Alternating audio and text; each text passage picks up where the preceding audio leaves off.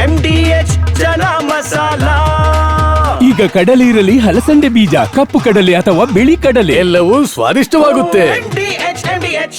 ಈಗಾಗಲೇ ಕಿಚ್ಚು ಹಚ್ಚಿರುವ ಜನಿವಾರ ಜಟಾಪಟಿ ಇದೀಗ ನೀಟ್ ಪರೀಕ್ಷೆಯಲ್ಲೂ ಮುಂದುವರೆದಿದೆ. ಜನಿವಾರ ತೆಗೆದು ಪರೀಕ್ಷೆ ಬರೆದು ಬಂದಂತಹ ಹುಡುಗರಿಗೆ ಅಲ್ಲೇ ಮತ್ತೆ ಶಾಸ್ತ್ರೋಕ್ತವಾಗಿ ಜನಿವಾರ ಧಾರಣೆ ಮಾಡಲಾಗಿದೆ. ಈ ಸುದ್ದಿಯನ್ನು ನೋಡೋಣ ಜನಿವಾರ ಫೈಟ್ ನ್ಯೂಸ್ ಟಾಪ್ 9 ನಲ್ಲಿ.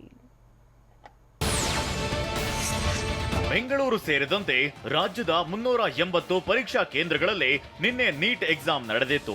ವೈದ್ಯಕೀಯ ಹಾಗೂ ದಂತ ವೈದ್ಯಕೀಯ ಸೀಟ್ಗಳಿಗೆ ನಡೆದ ಪರೀಕ್ಷೆಯಲ್ಲಿ ರಾಜ್ಯದಲ್ಲಿ 1 ಲಕ್ಷಕ್ಕೂ ಹೆಚ್ಚು ಅಭ್ಯರ್ಥಿಗಳು ಪರೀಕ್ಷೆ ಬರೆದಿದ್ದಾರೆ. ಎಲ್ಲಾ ಕೇಂದ್ರಗಳಲ್ಲಿ ಸುಗಮವಾಗಿ ಪರೀಕ್ಷೆ ನಡೆದರೆ ಕಲಬುರಗಿಯಲ್ಲಿ ಪರೀಕ್ಷಾ ಕೇಂದ್ರದಲ್ಲಿ ಜನಿವಾರ ತೆಗೆಸಿದ್ದಕ್ಕೆ ಆಕ್ರೋಶದ ಕಿಚ್ಚು ಹೊತ್ತಿಕೊಂಡಿತ್ತು. ಸಿಇಟಿ ಪರೀಕ್ಷೆ ವೇಳೆ ಶಿವಮೊಗ್ಗ, ಬೀದರ್, ಧಾರವಾಡದಲ್ಲಿ ಜನಿವಾರ ತೆಗೆಸಿ ಎಕ್ಸಾಮ್ ಬರೆಸಲಾಗಿತ್ತು. ಇದು ಆಕ್ರೋಶಕ್ಕೆ ಕಾರಣವಾಗಿತ್ತು. ರೈಲ್ವೆ ಪರೀಕ್ಷೆಯಲ್ಲೂ ಜನಿವಾರಕ್ಕೆ ಅವಕಾಶ ಇಲ್ಲ ಅನ್ನೋ ಆದೇಶ ಬಂದಿತ್ತು. ಆದ್ರೆ ರೈಲ್ವೆ ಸಚಿವ ಸೋಮಣ್ಣ ಆ ಆದೇಶಕ್ಕೆ ಬ್ರೇಕ್ ಹಾಕಿದ್ರು. ಹೀಗಿರುವಾಗಲೇ ನಿನ್ನೆ ನಡೆದ ನೀಟ್ ಎಕ್ಸಾಮ್ನಲ್ಲಿ ಜನಿವಾರ ತೆಗೆಸಿ ಪರೀಕ್ಷೆ ಬರೆಸಲಾಗಿದೆ. ಕಲಬುರಗಿಯ ಸೆಂಟ್ ಮೇರಿ ಕಾಲೇಜಿನಲ್ಲಿ ನಡೆದಿರುವ ಘಟನೆ ಆಕ್ರೋಶಕ್ಕೆ ಕಾರಣವಾಗಿದೆ. ಶ್ರೀಪಾದ್ ಪಾಟೀಲ್ ಅನ್ನೋ ಅಭ್ಯರ್ಥಿ ನೀಟ್ ಪರೀಕ್ಷೆ ಬರೆಯೋದಕ್ಕೆ ಅಂತ ಸೆಂಟ್ ಮೇರಿ ಕಾಲೇಜಿಗೆ ಬಂದಿದ್ದ. ಈ ವೇಳೆ ಆತನ ಜನಿವಾರ ತೆಗೆಸಿ ಒಳಗೆ ಬಿಟ್ಟಿದ್ದಾರೆ. ಇದು ಗೊತ್ತಾಗ್ತಿದ್ದಂತೆ ಆಕ್ರೋಶಗೊಂಡ ಬ್ರಾಹ್ಮಣ ಸಮುದಾಯದವರು ಪರೀಕ್ಷಾ ಕೇಂದ್ರದ ಹೊರಗೆ ಪ್ರತಿಭಟನೆ ನಡೆಸಿದ್ರು.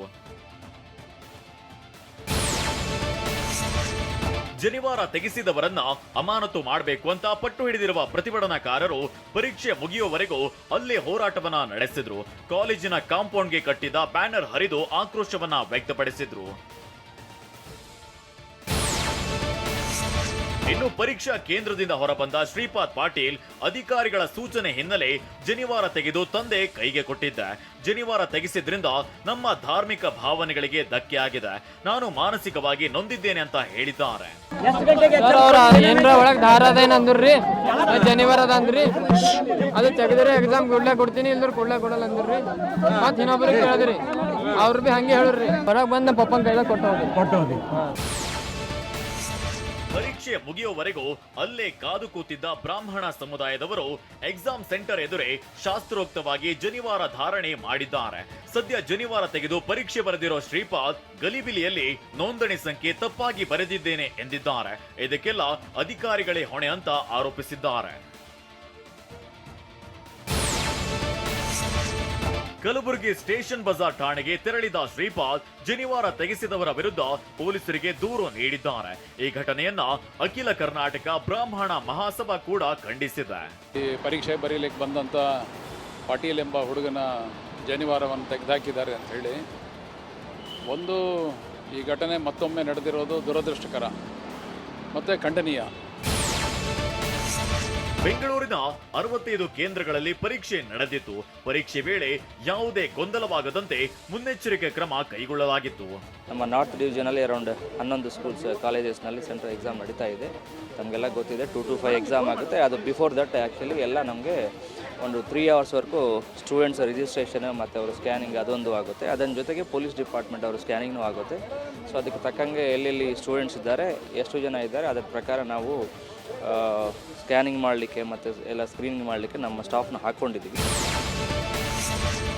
ನೀಟ್ ಪರೀಕ್ಷೆಗೆ ಬಳೆ, ಓಲೆ, ಮೂಗುತಿ ಸರ, ಕಾಲ್ಗೆಜ್ಜೆ, ಜಡೆ ಕ್ಲಿಪ್, ಹೈ ಹೀಲ್ ಚಪ್ಪಲಿ ನಿಷೇಧ ಮಾಡಲಾಗಿತ್ತು.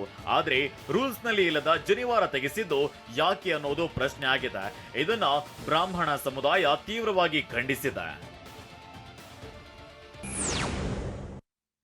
ವಾಹ್, ಯಾಕೆ ಈಗ ಬಂತ ಸ್ವಾದ? ಖಂಡಿತ ಈಗ ಬಂತು ಅಸಲಿ ಸ್ವಾದ. MDH chunky chaat masala life ಅಲ್ಲಿ ಅಸಲಿ ಸ್ವಾದ ತರುತ್ತೆ. ಅಸಲಿ ಮಸಾಲ, MDH.